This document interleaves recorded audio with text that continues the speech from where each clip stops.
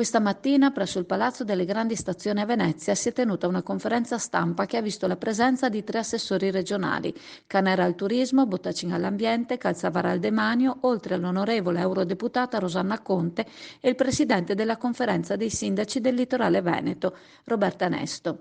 Presenti tra gli altri la Camera di Commercio Venezia Rovigo e Union Mare Veneto.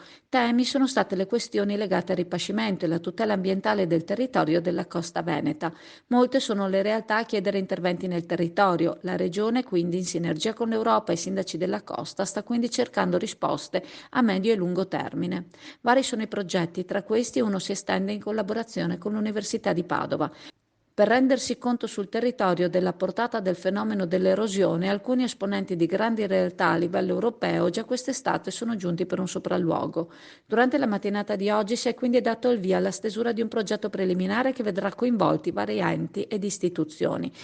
In questo caso, come afferma il consigliere regionale Dolfin, in cui sono coinvolte più realtà territoriali, è il lavoro di squadra a fare la differenza, coinvolgendo gli enti territoriali a vari livelli. La Regione non può non intervenire davanti al fenomeno dell'erosione delle spiagge, ma è necessario che ognuno faccia la propria parte.